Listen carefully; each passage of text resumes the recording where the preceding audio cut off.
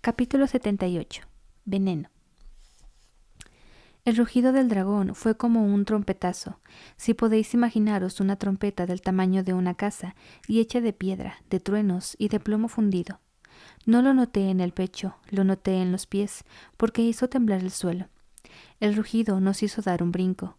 Dina me golpeó la nariz con la cabeza y me tambaleé cegado por el dolor. Ella ni se dio cuenta, porque estaba muy entretenida tropezando, cayéndose y riendo en un enredo de brazos y piernas. Ayudé a Dina a levantarse y oí un lejano estruendo. Volvimos a subir con cuidado a la atalaya. El Dracus estaba retozando, dando saltos como un perro borracho, derribando árboles como derribaría a un niño tallos de maíz en un campo. Lo vi acercarse a un viejo roble, un árbol centenario del tamaño de un itinolito. El Dracus se irguió y puso las patas delanteras sobre una de las ramas más bajas, como si quisiera trepar por él. La rama, que era tan grande como un árbol, prácticamente explotó. El Dracus volvió a erguirse y embistió el árbol. Yo lo observaba, convencido de que la rama rota le atravesaría el cuerpo. Pero el puntiagudo trozo de dura madera apenas se le hundió un poco en el pecho antes de astillarse.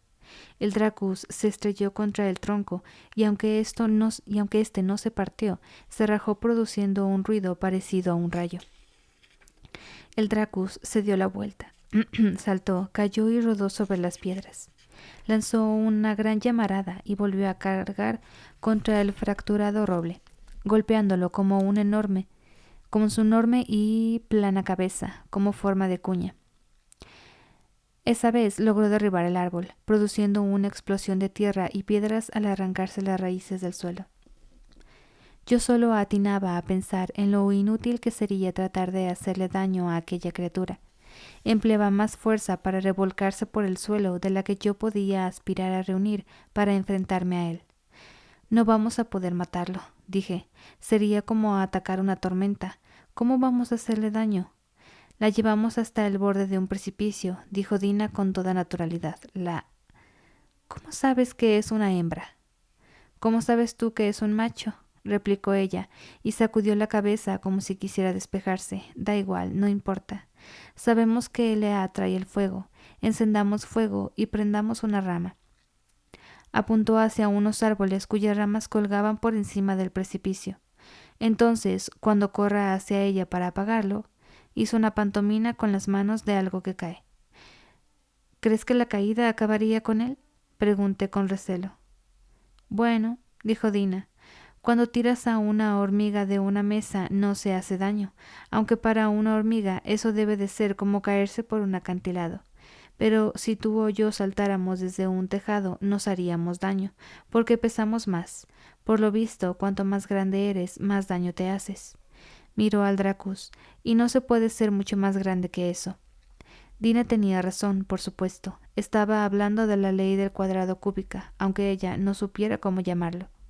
Al menos se lesionaría, continuó Dina, y entonces, no sé, podríamos lanzarle piedras o algo así. Me miró. ¿Qué pasa? ¿No te parece buena idea? No es muy heroico, de hecho. Pobrecito, pobrecito que lo maten a pedradas. Dije con desdén. Esperaba algo con un poco más de clase. Verás, es que me he dejado la armadura y el caballo en casa, repuso. Lo que pasa es que estás disgustado porque a tu gran cerebro de universitario no se le ha ocurrido nada y mi plan es brillante. Cállate, Nina. Señaló detrás de nosotros donde estaba el cañón. Podemos encender el fuego en uno de esos casos de metal. Son anchos y poco profundos y conservarán bien el calor. ¿Había cuerda en ese cobertizo? Pues volví a notar una opresión en el estómago. No, me parece que no. Dina me dio unas palmaditas en el brazo. No pongas esa cara. Cuando se marche, buscaremos entre los restos de la casa. Tiene que haber alguna cuerda. Volvió a mirar al Dracus. Mira, yo lo entiendo. A mí también me gustaría correr de un lado para otro y saltar sobre las cosas. Eso es la manía de la que te hablaba, dije. Al cabo de un cuarto de hora, el Dracus abandonó el valle. Entonces Dina y yo salimos de nuestro escondite. Yo llevaba mi macuto y ella el pesado saco de hule donde estaba toda la resina que habíamos encontrado, casi una fanega.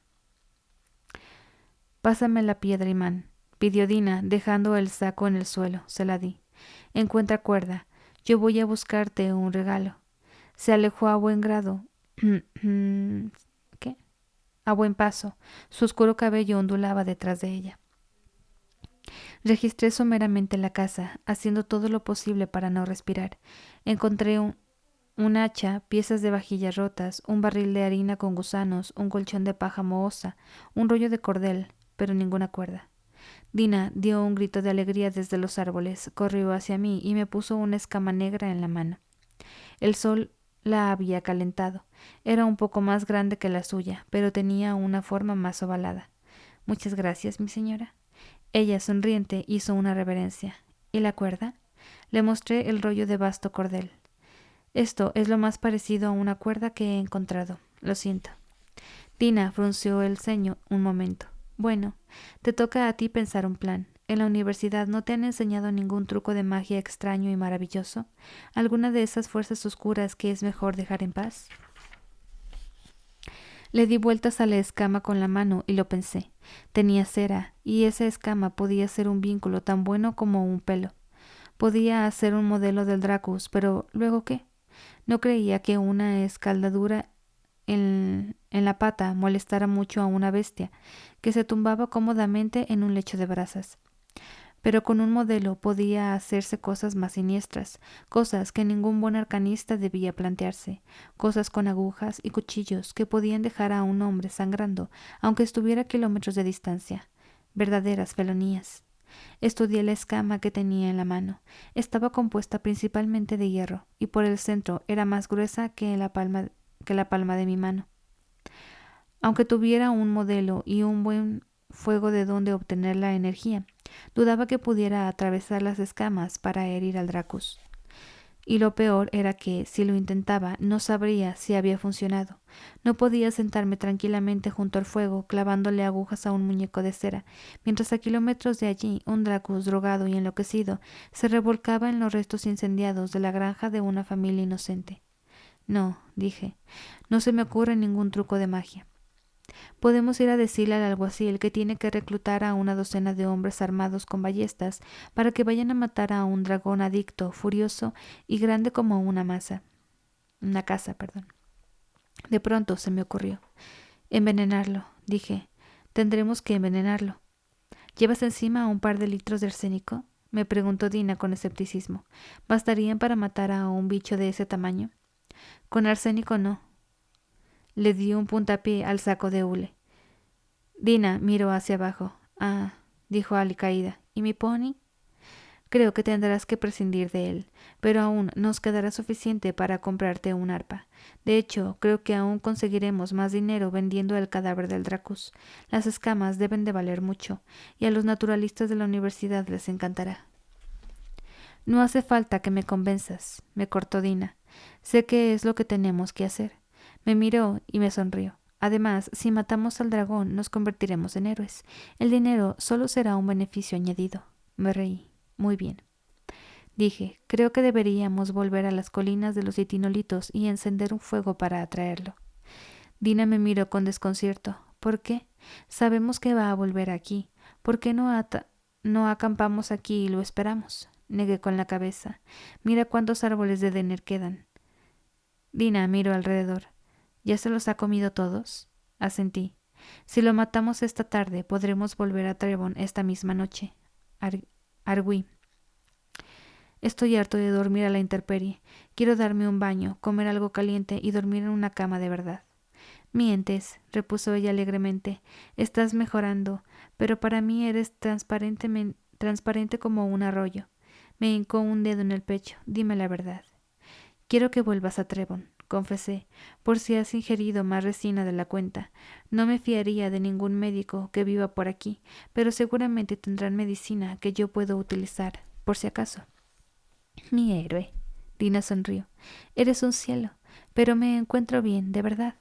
Alargué un brazo y le di un fuerte capirotazo en la oreja. Dina se llevó una mano a la oreja y puso cara de indignación. Oh, exclamó desconcertada. No te ha dolido, ¿verdad? No. Voy a decirte la verdad. dije, poniéndome serio. Creo que no te va a pasar nada, pero no estoy seguro. No sé qué cantidad de esa cosa te has metido en el organismo. Dentro de 1 hora tendré una idea más clara, pero si algo sale mal, me gustaría estar más cerca de Trevon, porque así no tendré que llevarte tanto rato a cuestas. La miré a los ojos. Yo no juego con la vida de las personas que me importan. Dina me escuchó con expresión sombría. Entonces sus labios volvieron a dibujar una sonrisa. Me gustan tus varoniles bravatas, dijo. Sigue un poco. Capítulo 79. Dulces palabras.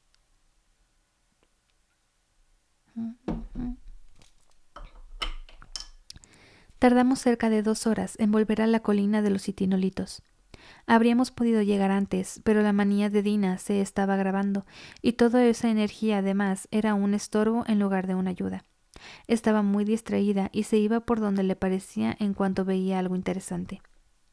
Cruzamos el mismo arroyo que habíamos atravesado antes, y pese a que el agua solo nos cubría por los tobillos, Dina insistió en darse un baño. Yo me lavé un poco, luego me aparté y la oí cantar varias canciones bastante subidas de tono. También me hizo varias invitaciones, no muy sutiles precisamente, para que fuera a bañarme con ella. Me mantuve a distancia, por descontado. Los hombres que se aprovechan de una mujer cuando ésta no está en pleno uso de sus facultades tienen nombres, y ninguno de esos nombres se me podrá aplicar jamás a mí con justicia. Cuando llegamos a la cima de la colina de los Citinolitos, decidí emplear el exceso de energía de Dina y la mandé a recoger leña mientras yo hacía un hoyo para el fuego, más grande que el anterior. Cuando más grande fuera la fogata, más deprisa atraería al Dracus. Me senté junto al saco de hule y lo abrí. La resina desprendía un olor a tierra, a dulce y humeante mantillo. Dina volvió a la cima y dejó caer un montón de leña. ¿Cuánta resina piensas utilizar?, me preguntó. Todavía no lo sé, dije. Voy a tener que hacer muchos cálculos. Dásela toda, repuso Dina. Más vale prevenir que curar. Negué con la cabeza. No hay motivo para dársela toda. Eso sería un despilfarro. Además, la resina, si está bien refinada, es un potente analgésico. La gente necesita medicinas. Y tú necesitas el dinero. Sí, admití, pero pensaba más en tu arpa, de verdad. Perdiste tu lira en ese incendio. Sé muy bien lo que significa quedarse sin un instrumento. ¿Has oído alguna vez la historia del niño de las flechas de oro?, me preguntó. Cuando era pequeña, esa historia me intrigaba mucho. Si le lanzas a alguien una flecha de oro, debes de estar desesperado por matarlo. ¿Por qué no quedarte el oro y marcharte a casa? Sí, es un planteamiento interesante, dije mirando el saco. Suponía que por esa cantidad de resina de Denner nos pagarían al menos 50 talentos en cualquier botica. Quizás 100, según lo refinada que estuviera. Dina se encogió de hombros y volvió hacia los árboles para recoger más leña, y yo empecé a hacer los complicados cálculos de cuánto Denner necesitábamos para envenenar a un lagarto de 5 toneladas. Fue una pesadilla de conjeturas bien fundamentadas, complicada por el hecho de que no podía hacer mediciones precisas. Empecé con una gota del tamaño de la última falange de mi dedo meñique, que era la cantidad de resina que calculaba que Dina se había tragado. Sin embargo, Dina había ingerido mucho carbón inmediatamente después, lo cual reducía esa cantidad a la mitad. Me quedé con una bolita de resina negra, un poco más grande que un guisante. Pero eso era solo la cantidad de resina necesaria para que una chica se sintiera enérgica y eufórica. Yo quería matar al Dracus. Tripliqué la dosis y luego volví a triplicarla para asegurarme. El resultado final fue una bola del tamaño de una uva grande. Calculé que el Dracus debía de pesar 5 toneladas y que Dina debía de pesar entre 50 y 60 kilos. 50 para estar seguros. Eso significaba que necesitaba 100 veces la dosis del tamaño de una uva para matar al Dracus. Amasé 10 bolitas del tamaño de una uva y luego las junté. La bola que obtuve tenía el tamaño de un albaricoque. Hice 9 bolas más del tamaño de un albaricoque y las metí en el cubo de madera que nos habíamos llevado de la plantación de Denner. Dina soltó otro montón de leña y miró en el cubo. ¿Solo eso?, preguntó. No parece mucho. Tenía razón, no parecía mucho comparado con el tamaño del Dracus. Le expliqué cómo había hecho los cálculos y ella sintió. Supongo que no está mal, pero no olvides que lleva casi un mes comiendo árboles. Debe de haber desarrollado tolerancia. Asentí y añadí en el cubo 5 bolas más del tamaño de albaricoques. Y quizás sea más fuerte de lo que crees. La resina podría afectar de forma diferente a los lagartos. Volví a asentir y añadí 5 bolas más. Luego, tras pensar un momento, añadí otra. Con estas son 21, expliqué. Es un buen número. 3 sietes. Si la suerte nos favorece, mucho mejor, coincidió Dina. Además, queremos que muera deprisa, añadí. Será más conveniente para el Dracus y más seguro para nosotros. Dina me miró. Entonces, ¿la doblamos? Asentí, y Dina volvió al bosque mientras yo amasaba otras 21 bolas y las metía en el cubo. Regresó con más madera cuando yo estaba amasando la última bola de resina. Apreté la resina contra el fondo del cubo. Creo que con esto bastará, dije. Con tanto ófalo se podría matar 2 veces a toda la población de Trevon. Dina y yo miramos en el cubo. Contenía una tercera parte de toda la resina que habíamos encontrado. Con la que quedaba en el saco de hule había suficiente para comprarle una arpa a Dina y para saldar mi deuda con Debbie, y aún sobraría bastante para que viviéramos cómodamente durante meses. Pensé en comprarme ropa nueva, unas cuerdas nuevas para mi laúd, una botella de vino de frutas de Aven. Me imaginé al Dracus destrozando árboles como si fueran gavillas de trigo, aplastándolos sin esfuerzo. Deberíamos doblarlo otra vez, sugirió Dina, como si me hubiera leído el pensamiento, para estar seguros. Volví a doblar la cantidad, amasando otras 42 bolas de resina mientras Dina recogía montones y montones de leña. Encendí el fuego en el preciso momento en que empezaba a llover. Hicimos una hoguera más grande que la anterior, con la esperanza de que un fuego más luminoso atrajera más deprisa al Dracus. Quería llevar a Dina a Trevon cuanto antes. Por último, improvisé una escalerilla con el hacha y el cordel que había encontrado. Era muy fea, pero resistente, y la apoyé contra uno de los lados del arco formado por los itinolitos. La próxima vez Dina y yo tendríamos una buena ruta de escape. La cena no fue, ni mucho menos, tan espectacular como la de la noche anterior. Tuvimos que contentarnos con lo que quedaba de pan, ya duro, un poco de cecina y las últimas patatas que asamos entre las piedras de la hoguera. Mientras comíamos, le conté a Dina toda la historia del incendio de la factoría, en parte porque era joven y varón y estaba deseando impresionarla, pero también quería aclarar que si había faltado a nuestra cita había sido por circunstancias que escapaban por completo de mi control. Dina me escuchó atentamente, haciendo exclamaciones de asombro en los momentos indicados. Era un público perfecto. Ya no me preocupaba que hubiera tomado una sobredosis. Después de recoger una montaña de leña, su manía se estaba reduciendo y la estaba sumiendo en un dulce letargo. Sin embargo, yo sabía que los efectos secundarios de la droga le producirían debilidad y agotamiento. Quería que pudiera recuperarse a salvo en una cama, en Trevon. Después de cenar, me acerqué a Dina, que estaba sentada con la espalda apoyada en uno de los itinolitos. Me arremangué la camisa. Bueno, tengo que examinarte, dije pomposamente. Ella compuso una sonrisa perezosa. Tenía los ojos entrecerrados. Desde luego, sabes camelarte a una chica, ¿eh? Le busqué el pulso en el delgado cuello. Era lento, pero constante. Dina rehuyó un poco mi contacto. Me haces cosquillas. ¿Cómo te encuentras?, le pregunté. Cansada, dijo ella con la voz un poco pastosa. Bien, cansada. Y tengo un poco de frío. Aunque no era un síntoma inesperado, sí resultaba un poco sorprendente, teniendo en cuenta que estábamos a solo unos pasos de una llameante hoguera. Fui a buscar la manta de repuesto que tenía en el macuto y se la llevé. Se arropó bien con ella. Me acerqué a Dina para poder verle los ojos. Todavía tenía las pupilas dilatadas y lentas, pero no más que antes. Alargó un brazo y me puso la mano en la mejilla.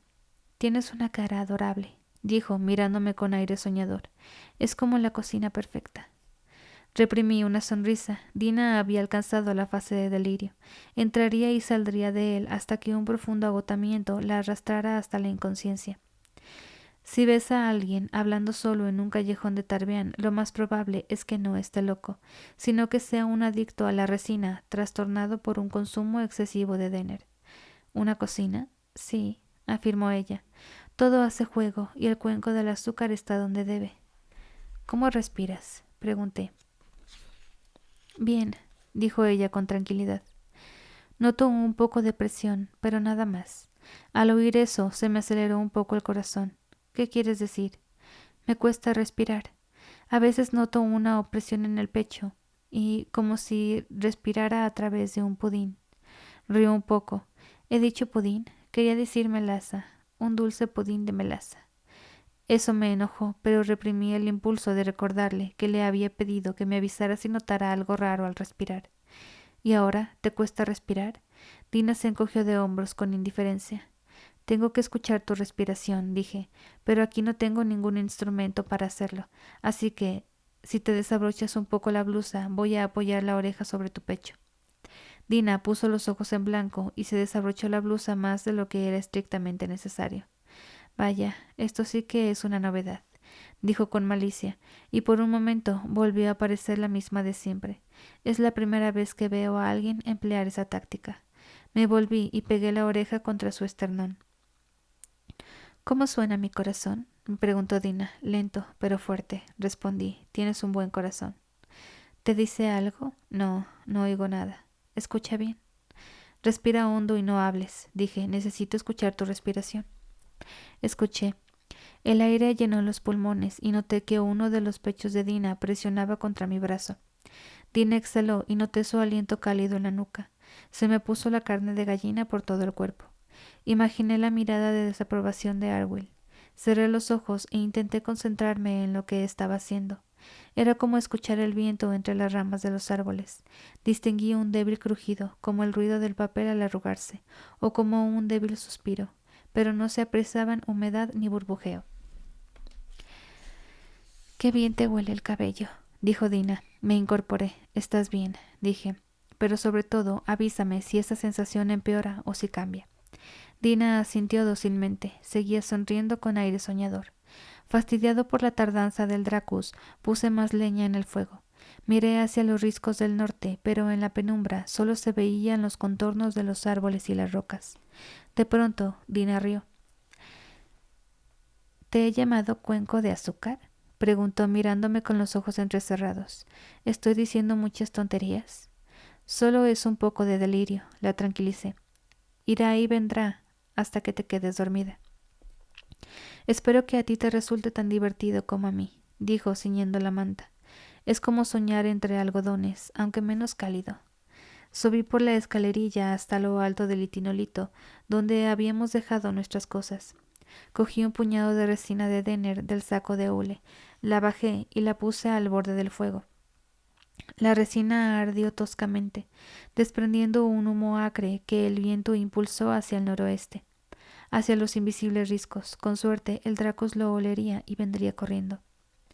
«Cuando era muy pequeña, tuve neumonía», comentó Dina con voz monótona.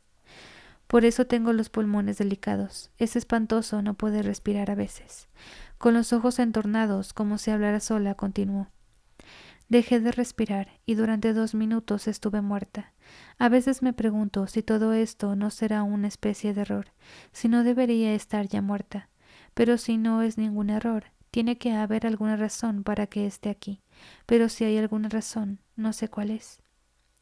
Cabía la posibilidad de que Dina ni siquiera se percatara de que estaba hablando, y una posibilidad aún mayor de que las partes más importantes de su cerebro ya estuvieran dormidas y que a la mañana siguiente no recordara nada de lo que estaba pasando. Como no sabía cómo reaccionar, me limité a asentir con la cabeza. «Eso fue lo primero que me dijiste». Me preguntaba, ¿qué podrías estar haciendo aquí? Mis 7 palabras. Yo llevo mucho tiempo preguntándome lo mismo. El sol, que ya estaba oculto tras las nubes, se puso detrás de las montañas. El paisaje se sumió en la oscuridad y la cima de aquella pequeña colina parecía una isla en medio de un gran océano nocturno. Dina estaba empezando a cabecear. La cabeza se le iba lentamente hacia el pecho y luego la levantaba. Me acerqué y le tendí una mano. Ven, el Dracos no tardará en aparecer. Tenemos que subir a las piedras. Ella asintió y se levantó, todavía envuelta en las mantas. La seguí hasta la escalerilla y subió despacio, vacilante, hasta lo alto del litinolito. Allí arriba, lejos del fuego, hacía más frío, y el viento agudizaba esa sensación. Extendí una manta sobre la piedra, y Dina se sentó acurrucada bajo la otra manta. El frío le despejó un poco y miró alrededor como irritada, temblando. Maldita gallina, ven a comerte la cena, tengo frío. Confiaba en que a estas horas ya te tendría bien arropada en una cama caliente en Trevon, admití. Mi brillante plan no lo era tanto. Siempre sabes lo que tienes que hacer, replicó ella como embotada. Me miras con esos ojos verdes como si yo significara algo. No me importa que tengas cosas mejores que hacer, me conformo con tenerte a veces, de vez en cuando. Sé que puedo considerarme afortunada por eso, por tenerte, aunque solo sea un poco. Asentí con la cabeza mientras recorría la cima de la colina con la mirada, por si veía alguna señal del Dracos. Estuvimos sentados un rato más, contemplando la oscuridad. Dina cabeceó un poco, entonces volvió a enderezarse y combatió otro violento estremecimiento. Ya sé que no piensas en mí. A la gente que delira es mejor seguirles la corriente, para que no se pongan violentos. Pienso en ti constantemente, Dina. No me trates con condescendencia, replicó ella con enojo, y luego su tono volvió a suavizarse.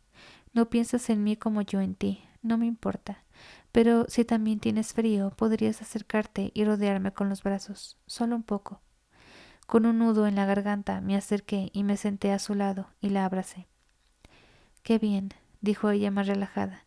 Es como si hasta ahora siempre hubiera tenido frío. Nos quedamos sentados mirando hacia el norte. Dina se apoyó en mí. Era delicioso tenerla en mis brazos. Yo respiraba superficialmente para no molestarla. Se estremeció un poco y murmuró: Eres tan amable. Nunca me presionas.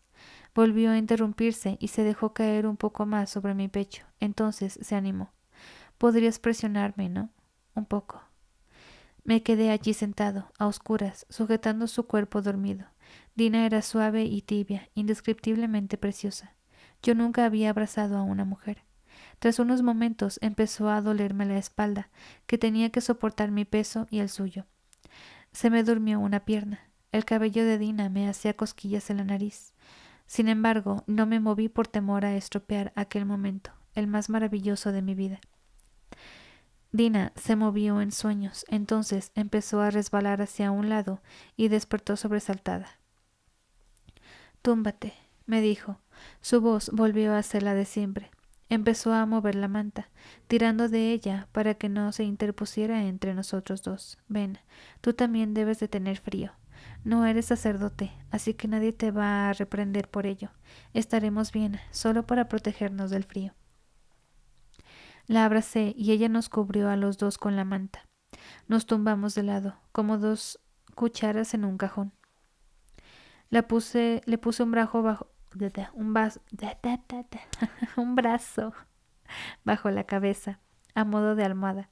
Ella se enroscó ajustándose a la parte delantera de mi cuerpo, con asombrosa facilidad, como si estuviera hecha para encajar en mí.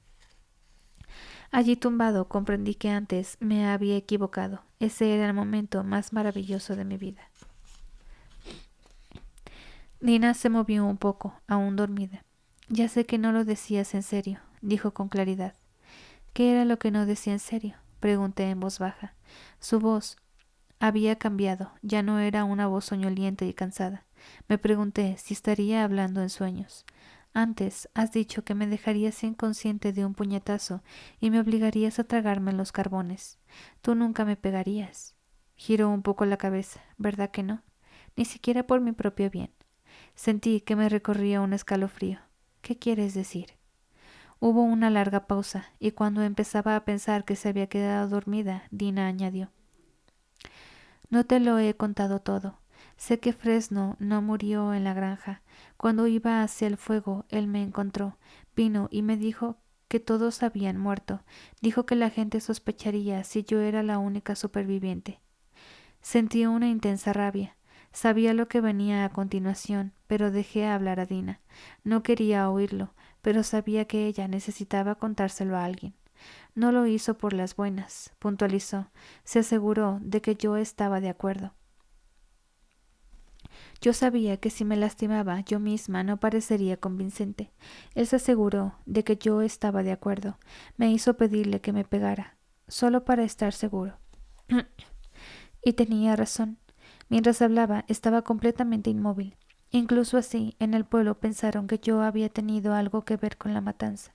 Si él no hubiera hecho lo que hizo, ahora quizá estuviera en la cárcel, quizá me hubieran ahorcado.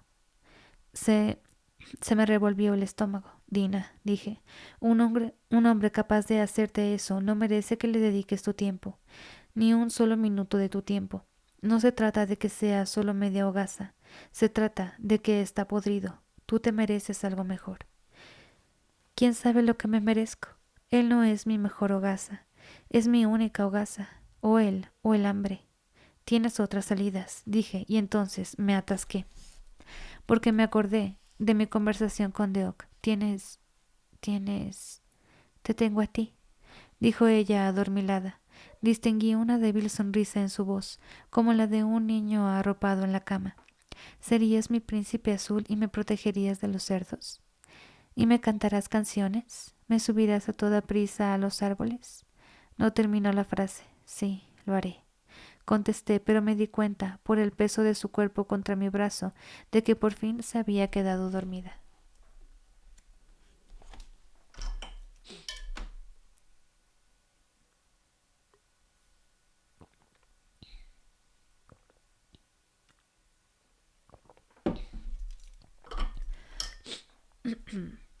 Capítulo 80. Tocar hierro. Estaba despierto, tumbado, y notaba el suave aliento de Dina en el brazo. No había podido dormir, ni aunque hubiera querido. Su proximidad me llenaba de chisporroteante energía, de tibieza, de un suave y constante zumbido. Me quedé despierto, saboreándola. Cada momento era precioso como una joya. Entonces oí partirse una rama a lo lejos, y luego otra. Unas horas antes solo quería que el Dracus acudiera veloz a nuestro fuego. Ahora me habría dejado cortar la mano derecha para que aquel animal siguiera su camino otros 5 minutos. Pero vino. Empecé a desenredarme lentamente de Dina. Ella apenas se movió. ¿Dina? La zarandeé un poco, primero con suavidad, luego con más energía. Nada, no me sorprendió. Existen pocas cosas más profundas que el sueño de un consumidor de resina. La tapé con la manta y le puse mi macuto a un lado y el saco de hule al otro, a modo de sujetalibros. Si se daba la vuelta dormida, toparía con los bultos y no rodaría hasta el borde del itinolito. Fui hasta el otro lado de la piedra y miré hacia el norte. El cielo todavía estaba nublado, así que no vi nada más allá del círculo de luz de la hoguera. Palpé la superficie de la piedra hasta que encontré el trozo de cordel que había tendido sobre la parte superior del itinolito. El otro extremo estaba atado al asa de la cuerda del cubo de madera que estaba abajo, entre la hoguera y los itinolitos. Mi principal temor era que el Dracus aplastara el cubo sin darse cuenta, antes de haberlo olido. Si eso sucedía, pretendía tirar el cordel, levantar el cubo y luego volverlo a bajar. Dina y yo nos habíamos reído de mi plan, llamándolo pesca de gallina. El Dracus llegó a la cima de la colina, avanzaba ruidosamente entre la maleza. Se detuvo justo en medio del círculo de luz. Sus oscuros ojos tenían un brillo rojizo, y también vi destellos rojos en las escamas. Dio un fuerte resoplido y empezó a bordear el fuego, moviendo la cabeza lentamente hacia adelante y hacia atrás. Lanzó una llamarada y yo lo interpreté como una especie de saludo o de amenaza. Se lanzó hacia nuestra hoguera. Pese a que yo ya lo había observado mucho, volvió a sorprenderme lo deprisa que podía moverse aquella enorme bestia. Se paró cerca del fuego, volvió a resoplar y entonces se acercó al cubo. Si bien el cubo era de madera resistente y podía contener al menos 2 galones, parecía diminuto como una taza de té al lado de la enorme cabeza del Dracus. El animal resopló una vez más y empujó el cubo con el morro, volcándolo. El cubo rodó describiendo un semicírculo, pero yo había apretado bien la resina en el fondo. El Dracus dio un paso, volvió a resoplar y se metió el cubo en la boca. Sentí tanto alivio que casi olvidé soltar el cordel.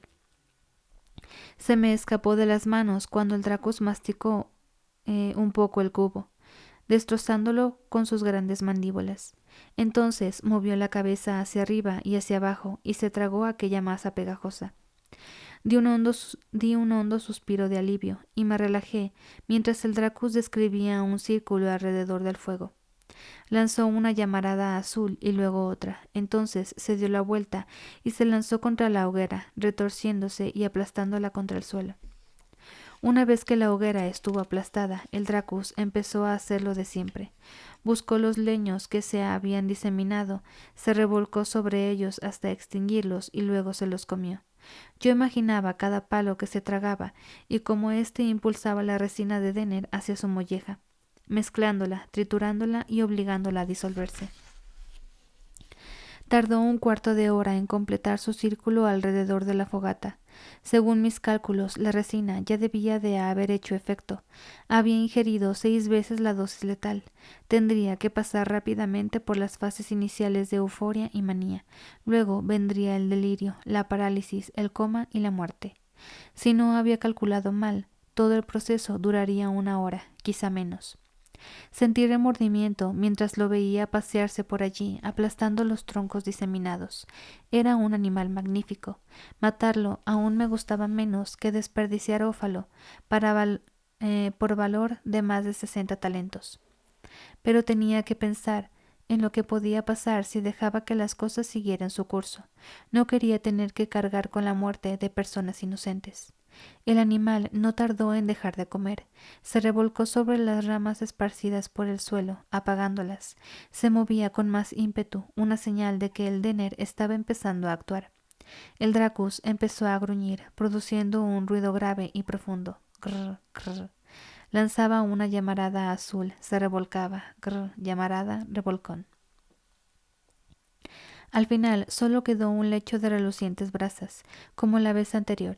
El Dracus se colocó sobre ellas y se tumbó, dejando la cima de la colina completamente a oscuras. Se quedó un momento quieto y luego volvió a gruñir. Grr, grr. No creo que gruñera así, ¿verdad? Pero pues bueno. Lanzó una llamarada. Hundió un poco más la panza en las brasas, como si no acabara de encontrarse cómodo. Si aquello era el comienzo de la manía, estaba llegando más despacio de lo que a mí me habría gustado. Según mis cálculos, a estas alturas ya debería estar delirando. ¿Le habría dado una dosis demasiado baja? Ah, caray. Si tu belleza fuera cada estrella, yo sería el astronauta que te admira. Si tu dulzura fuera cada flor, yo sería el colibrí que te visita. Si tu bondad fuera cada gota, yo sería el arco iris que te ilumina. Si tu alegría fuera cada nota, yo sería el músico que te compone. Me gustaría decir que soy feliz con poco, pero la verdad es que soy feliz contigo, porque tú eres bastante, bastante más que todo. Ok, algunas de esas cosas ya las habías dicho, Dina. Que lo sepas. Sí lo recuerdo.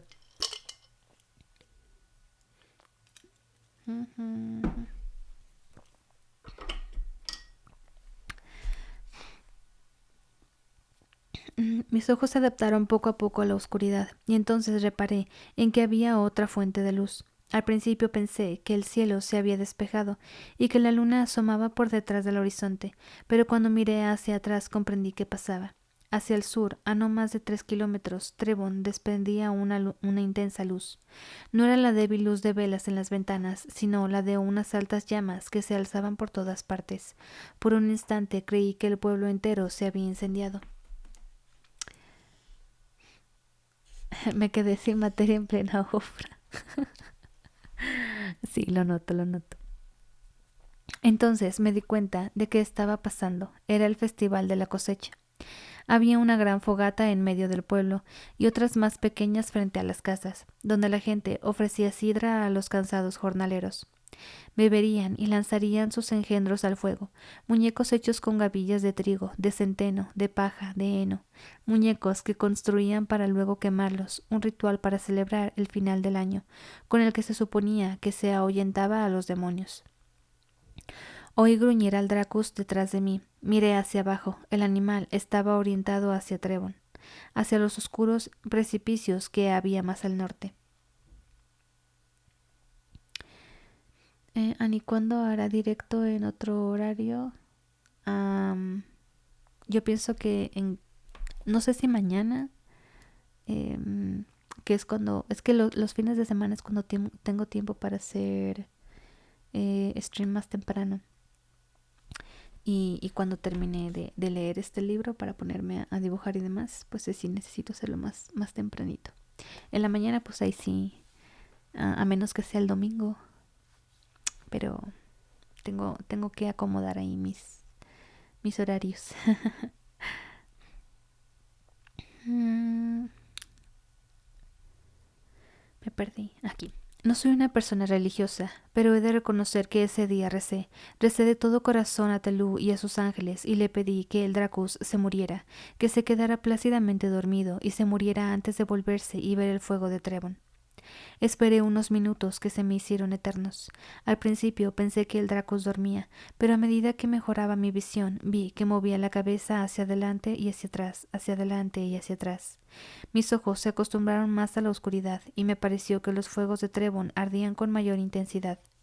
Hacía media hora que el Dracus se había comido la resina. ¿Por qué todavía no había muerto? Quería arrojar el resto de la resina, pero no me atrevía. Si el Dracus se volvía hacia mí, estaría mirando hacia el norte, hacia el pueblo. Aunque le lanzara el saco de resina justo delante, quizás se diera la vuelta para cambiar de posición sobre las brasas.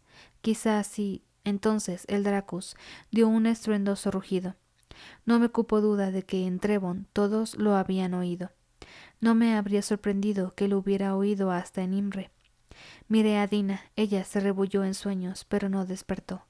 El Dracus se levantó del lecho de brasas. Parecía un cachorro juguetón. Todavía había algunas brasas encendidas que me proporcionaron suficiente luz para ver cómo la bestia se daba la vuelta.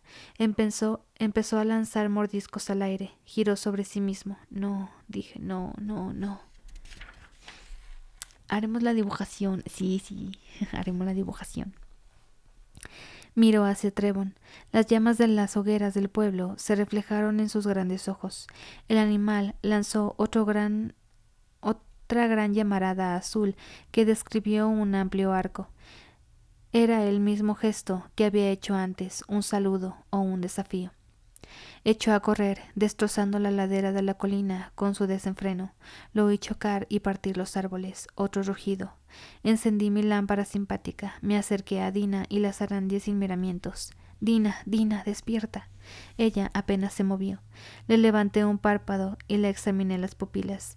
Ya no estaban tan perezosas y se encogieron rápidamente reaccionando a la luz. Eso significaba que su organismo por fin había eliminado la resina de Denner. Lo que tenía ya era simple agotamiento, nada más. Para asegurarme, le levanté ambos párpados y retiré la lámpara. Sí, sus pupilas reaccionaban bien. Dina se estaba recuperando. Como si quisiera confirmar mi opinión, Dina frunció el ceño y se apartó de la luz, mascullando algo impropio de una dama. No le entendí bien, pero empleó más de una vez las expresiones putañero y deja ya de joderme. La cogí en brazos, con mantas y todo, y con mucho cuidado bajé del litinolito. Acurruqué a Dina bajo el arco que formaban las piedras. Me pareció que, al moverla, Dina se despejaba un poco. ¿Dina? ¿Moté? farfulló ella dormida, sin mover apenas los ojos bajo los párpados. Dina, el Dracus va hacia Trevon. Tengo que... Me interrumpí, en parte porque era evidente que Dina volvía a estar inconsciente, pero también porque no estaba muy convencido de que era eso que tenía que hacer. Tenía que hacer algo, de eso sí que estaba seguro. En circunstancias normales, el Dracus no se habría dirigido al pueblo, pero estaba drogado y enloquecido, y yo no tenía ni idea de cómo podría reaccionar al ver las hogueras. Si arrasaba el pueblo, sería culpa mía. Tenía que actuar. Corrí hacia lo alto del itinolito, agarré las 2 bolsas y bajé al suelo.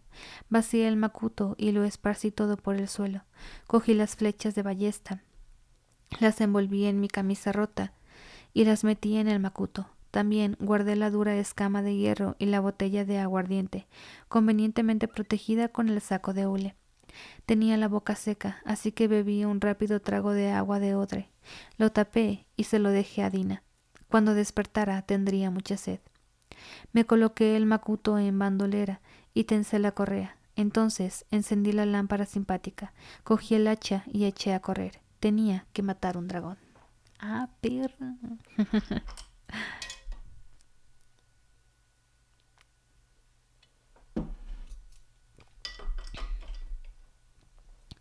Corrí por el bosque como un poseso. Mi lámpara simpática se zarandeaba bruscamente, revelando obstáculos en el camino instantes antes de que tropezara con ellos.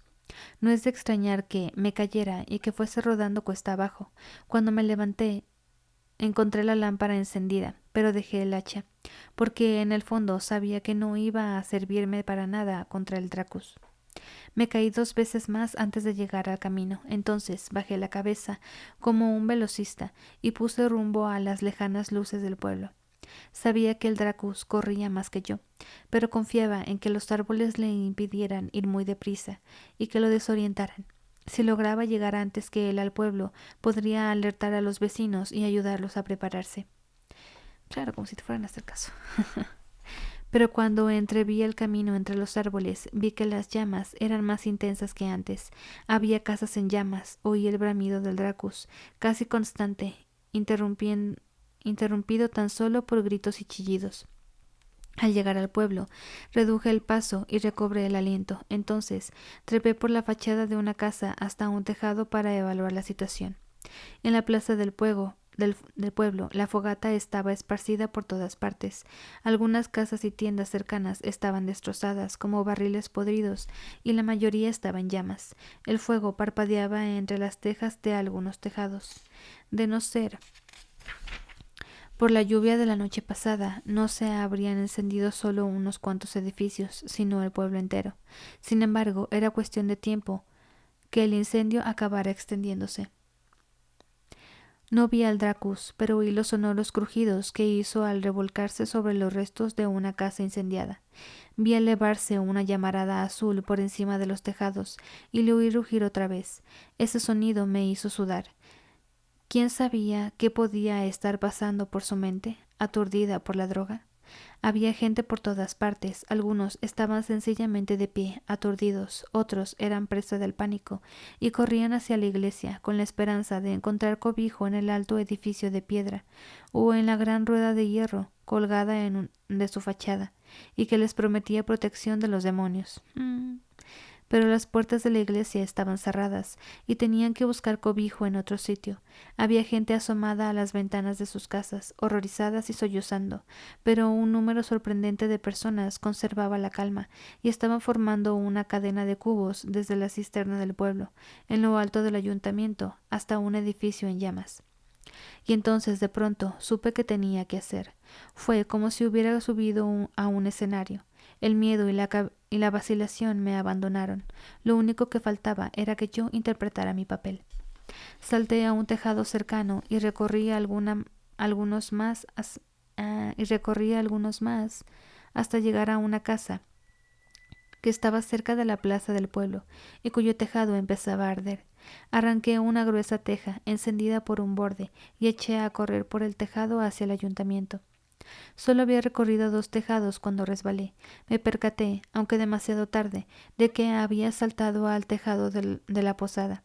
Allí no había tejas de madera, sino de arcilla, y estaban resbaladizas por la lluvia. Al caer, sujeté con fuerza la teja encendida. No quise soltarla para prepararme para la caída. Resbalé casi hasta el borde del tejado y entonces me paré, con el corazón golpeándome en el pecho. Todavía allí tendido, jadeando, me quité las botas. Me sentiría más ágil y más cómodo si notaba las tejas bajo los pies encallecidos. Corrí, salté, corrí, resbalé y volví a saltar. Por fin me colgué de una sola mano del caño de un alero y salté al liso tejado de piedra del ayuntamiento. Sin soltar la teja, subí por la escalerilla hasta lo alto de la cisterna, dando gracias por lo bajo a quienquiera que fuese el que la había dejado destapada. Mientras corría por los tejados, la llama de la teja se había apagado y había dejado una delgada línea de recoldo rojo en el borde. Soplé con cuidado para que volviera a prender, y al poco rato ardía alegremente. La partí por la mitad y dejé caer una de las mitades al suelo del tejado. Me volví para echar un vistazo al pueblo desde arriba y localicé los fuegos que ardían con mayor virulencia. Había 6 especialmente grandes, que alzaban sus llamas hacia el oscuro cielo. El Xadal siempre decía que todos los fuegos son el mismo fuego, y que todos los fuegos están a las órdenes del simpatista. Muy bien, todos los fuegos eran el mismo fuego, este trozo de teja ardiendo. Murmuré un vínculo y fijé mi alar. Con la uña del pulgar grabé rápidamente una runa hule en la madera, luego una doc y por último una pesín. Para cuando hube terminado, toda la teja estaba ardiendo y humeando, caliente en mi mano. Enganché un pie en un travesaño de la escalerilla y me incliné cuanto pude hacia la cisterna, apagando la teja en el agua. Primero noté el agua fría rodeándome la mano, pero enseguida se calentó. Aunque la teja estaba sumergida en el agua, vi la delgada línea de rescoldo ardiendo en el borde. Con la otra mano saqué mi navaja y clavé la teja en la pared de madera de la cisterna, fijando mi improvisada obra de sijalurgia bajo el agua. Estoy convencido de que fue el devoracalores más chapucero que he creado jamás. Volví a encaramarme a la escalerilla, miré alrededor y vi un pueblo completamente a oscuras. Las llamas se habían sofocado y en su lugar solo quedaban unas débiles brasas. No había extinguido los incendios por completo, solo los había reducido lo suficiente para que los vecinos pudieran hacer algo con sus cubos. Pero solo había realizado la mitad del trabajo. Bajé al tejado y cogí otro trozo de teja que seguía encendida. Me deslicé por un caño de desagüe y corrí como un loco por las oscuras calles. Crucé la plaza del pueblo y llegué ante la fachada de la iglesia telina. Me paré bajo el inmenso roble que se alzaba ante la puerta principal, que todavía conservaba las hojas, teñidas de colores otoñales. Me arrodillé, abrí mi macuto y saqué del saco de hule un resto de resina. Vertí el aguardiente de la botella sobre la resina y le prendí fuego con la teja. Ardió rápidamente, desprendiendo nubes de humo con un olor acre y dulzón. A continuación, así la teja con los dientes. Salté para agarrarme a una rama y empecé a trepar el árbol. Era más difícil que subir por la fachada de un edificio, y llegué hasta una altura desde la que podía saltar al ancho alféizar de piedra de la ventana del segundo piso de la iglesia. Le arranqué una ramita al roble y me la guardé en el bolsillo. Avancé con cuidado por el alféizar de la ventana hasta la gran rueda de hierro atornillada a la pared de piedra. Trepar por la rueda resultó más fácil que hacerlo por una escalerilla, aunque notaba los rayos de hierro asombrosamente fríos contra mis manos todavía húmedas. Subí hasta la parte superior de la rueda y desde allí trepé al tejado plano más alto del pueblo. La mayoría de los fuegos estaban controlados y la mayoría de los gritos se habían convertido en sollozos y en un débil murmullo de conversaciones apresuradas. Me quité el trozo de teja de la boca y soplé sobre él hasta que volvió a prender. Entonces me concentré, murmuré otro vínculo y sostuve la ramita de roble sobre la llama. Contemplé el pueblo y vi que las brasas se apagaban aún más. Transcurrieron unos instantes. De pronto el roble estalló en una inmensa llamarada. Ardía más que 1 millar de antorchas, y todas las hojas prendieron al mismo tiempo. Bajo aquella repentina luz vi que el Dracus levantaba la cabeza 2 calles más allá, bramó y lanzó una nube de llamas azules, al mismo tiempo que echaba a correr hacia el fuego. Dobló una esquina demasiado deprisa y rebotó contra la pared de una tienda, destrozándola como si fuera de papel. Al acercarse al árbol redujo el paso. Seguía lanzando llamaradas. Las hojas ardieron y se apagaron enseguida, dejando solo 1 millar de escoldos que hacían que el roble pareciera un inmenso candelabro recién apagado. Bajo aquella tenue y rojiza luz, el Dracus no era más que una sombra. Pero aún así vi cómo la bestia se distraía, ahora que las llamas habían desaparecido. Movía la gigantesca cabeza hacia adelante y hacia atrás. Maldije por lo bajo, no estaba lo bastante cerca. Entonces el Dracus olfateó lo bastante fuerte para que yo lo oyera desde donde estaba, unos 30 metros por encima de él. Olió el dulce humo que desprendía la resina y giró la cabeza. Resopló y gruñó, y dio otro paso hacia el humeante saco de hule. No hubo tanto cuidado como la primera vez, y prácticamente se abalanzó sobre el saco y se lo metió en la gigantesca boca. Respiré hondo y sacudí la cabeza, tratando de despejarme. Había realizado 2 obras importantes de simpatía una detrás de otra, y estaba como atontado. Pero como suele decirse, a la tercera va la vencida. Dividí mi mente en 2 partes, y entonces, no sin cierta dificultad, en una tercera parte. Aquella solo podía funcionar con un vínculo triple. Mientras el Dracus movía las mandíbulas y trataba de tragarse la pegajosa masa de resina, busqué la pesada escama negra en mi macuto y saqué la piedra imán de un bolsillo de mi capa. Pronuncié los vínculos con claridad y fijé mi alar. Sujeté la escama y la piedra ante mi cara hasta que noté que se atraían. Me concentré. Solté la piedra imán que salió despedida hacia la escama de hierro. Noté un brusco temblor bajo las plantas de los pies y la gran rueda de hierro se desprendió de la fachada de la iglesia. Cayó 1 tonelada de hierro forjado. Si hubiera habido alguien mirando, se habría fijado en que la rueda cayó a mayor velocidad de lo que podría explicarse por la fuerza de la gravedad. Se habría fijado en que cayó torcida, casi como si la empujaran hacia el Dracus, casi como si el propio Telú la desviara hacia la bestia con una mano vengativa. Pero allí no había nadie que pudiera ver cómo sucedió todo, y no había ningún dios que guiara la rueda, solo estaba yo.